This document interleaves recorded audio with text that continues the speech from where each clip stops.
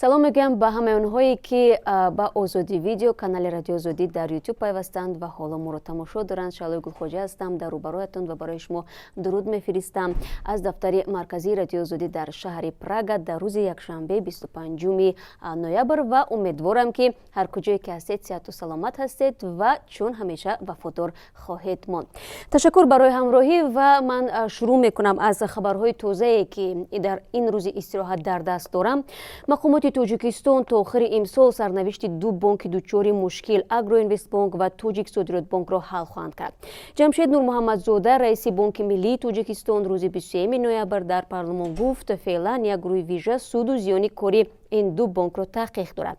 Қисми зиёди саҳмияҳои бонкҳо ба ҳукумати Тоҷикистон мутааллиқ аст. То охири сол вобаста ба тақдири минбаъдаи бонкҳо таклифҳо мушаххас хоҳад шуд. Пас аз қабули қарори дахлдор, Бонки Миллӣ дар доираи ваколаташ чора меандешад, гуфту.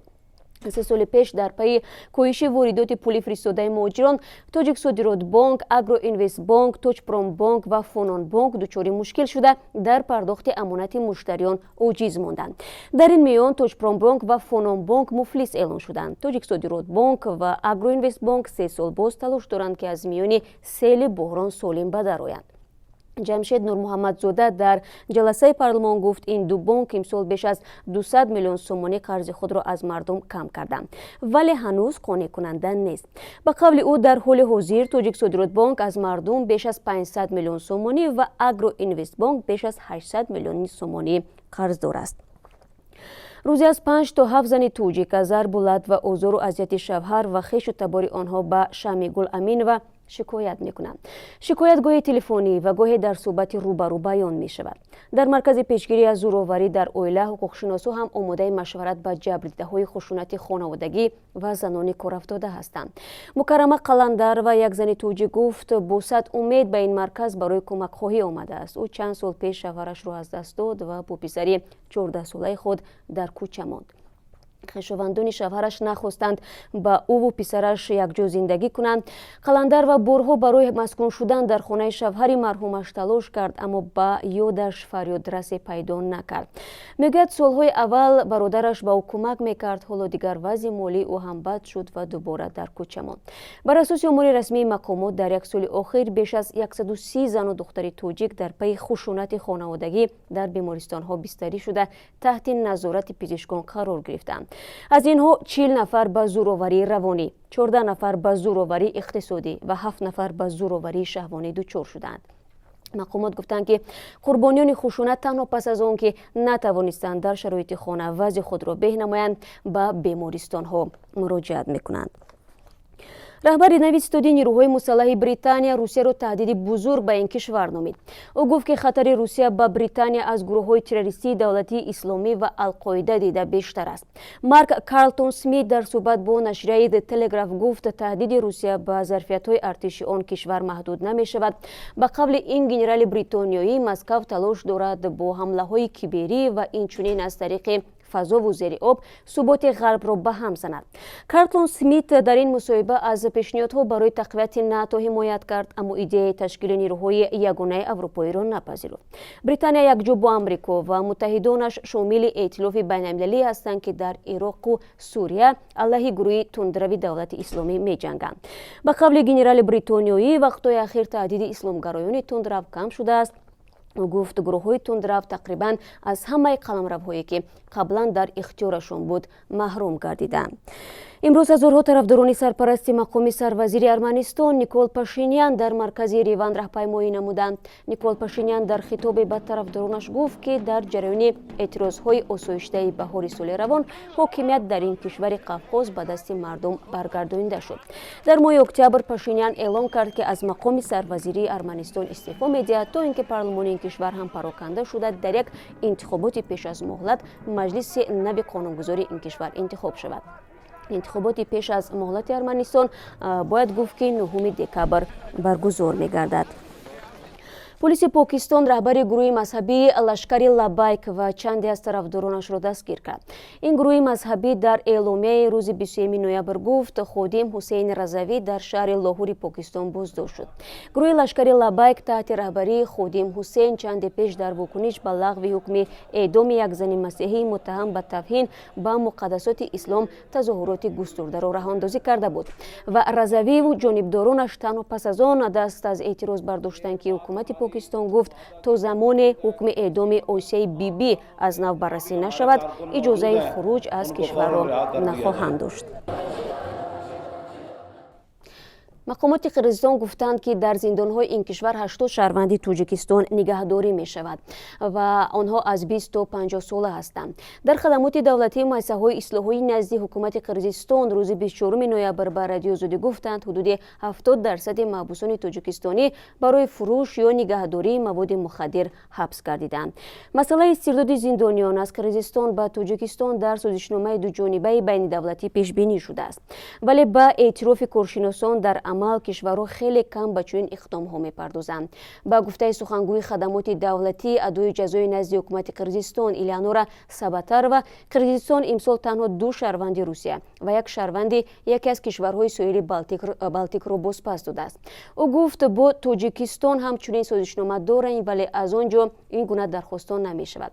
در حالی که به قول الیانورا ساباتر و ماریتای از تاجیکستان استرداد شدن شهروندان قرقیزستان وجود دارد.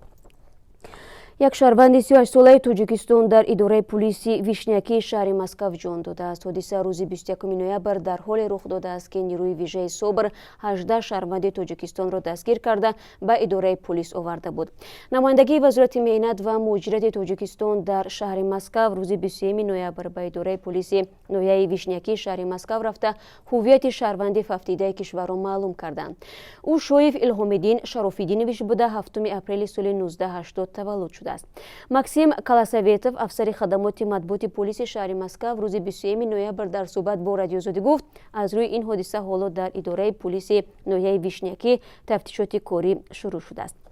با گفته کالاساویتوف روز 21 نوامبر یک گروه شهروندان تاجیکستان به اداره پلیس نویه ویشنیاکی آورده شدند که با جرم راهزنی ایبدار می شدند.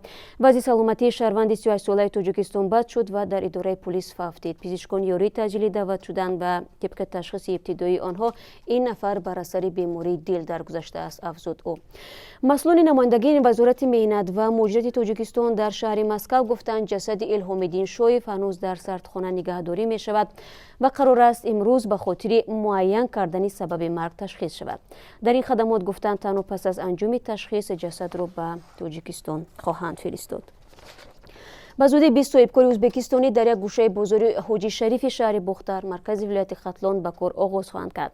مقامات ولایت میگویند برای تجارت این افراد تقریبا 3 هکتار زمین جدا شده است. بازار حاجی شریف که سال 2011 فعال شد برای کار 14000 صاحبکار پیش بینی شده است. مساحت عمومی آن تقریبا 50 هکتار را در بر میگیرد. مقامات ولایت ختلان گفتند گوشه تجارت صاحبکاران ازبک بازار دوستی نام خواهد داشت. یک منبع در حکومت ولایت روز 24 نوامبر به رادیو آزادی گفت که یک هیئت صاحبکاران از سمرقند هفته گذشته از این بازار دیدن کردند و برای ادامه کار در اینجا قرارداد را به امضا رساندند. شرف سنگف معاون رئیس اتاق سودا و صنعت ولایت ختلان میگوید گفته شد محصولاتی که در سمرقند و منطقه‌های دیگر ازبکستان تولید می شود به اینجا آورده می فروشند و برعکس محصولات استحصالی ولایت ما را به ازبکستان میبرند. در پالاتای سودا و صنعت ولایت ختلان گفتند محصولات ازبکستان بعد آموزش به بازار دوستی وارد میگردد. این محصولات از تکنیک‌های برقی، محصولات غذایی، دستگاه‌های برقی خوجگی و قالین و محصولات دستی عبارت بوده است. مسئولین بازار حاجی شریف خبری همکاری با تاجران ازبکستانی را تصدیق کردند. حبیب الله ولیف یک مسئول بازار حاجی شریف به رادیو آزادی گفت برای شریکان کاریشان از ازبکستان 3 هکتار زمین جدا شده است و دارای ده‌ها دکان ساخت زمانوی می‌باشد. در سمارا مرد کوشش کرد که پول‌های بانکمت یکی از بانک‌ها را غارت کند، аммо бахташ омад накардааст.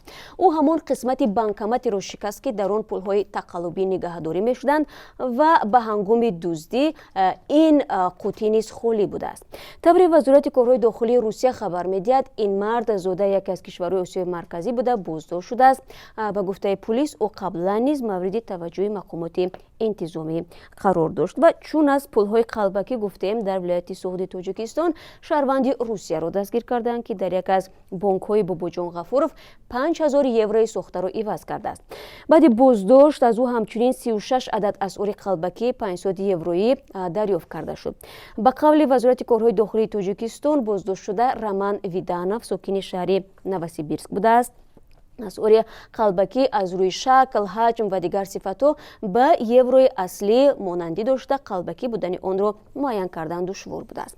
Ба гуфтаи ин ниҳод, мутобиқи маълумотҳои оперативӣ, Роман Виданов 2 маротиба барои дуздӣ маҳкум шуда буд ва аъзои шабакаи трансмиллии ҷиноятиест, ки ба сохтакории асъори қалбакӣ сару кор доранд. Тавре аз нишондоди ӯ маълум шудааст, ӯ асъори қалбакиро дар Ҷумҳурии Қирғизистон дастрас намудааст ва аз рӯи дастури гирифта ба муомилот баровардани он бояд дар Тоҷикистон сурат мегирифт. Бо ҳамин мақсад тавассути гузаргоҳи расмии минтақаи Исфара вориди Тоҷикистон шудааст ва бояд гуфт, ки ин дуюмин ҳолат аст, ки дар вилояти суғд мақомоти пулис муомилоти еврои қалбакиро ошкор мекунанд. Моҳи январи соли 2017 ҳамин гуна ҷиноят дар шаҳри Исфара ошкор ва аз 2 сокини вилояти суғд 13 купюраи сохтакоришудаи 500 евроӣ мусодира шуда буд. хуб, бибинандагони азиз, бо ҳамин хабар суҳбати имрӯзаро ба поён мерасонем ва бо умеди хабарҳои хуб шуморо дар рӯзи душанбе саҳари барвақт ва дар навиди бомдодӣ бозам мунтазир мешавем. истироҳати хуб дошта бошед ва сипос барои тамошо.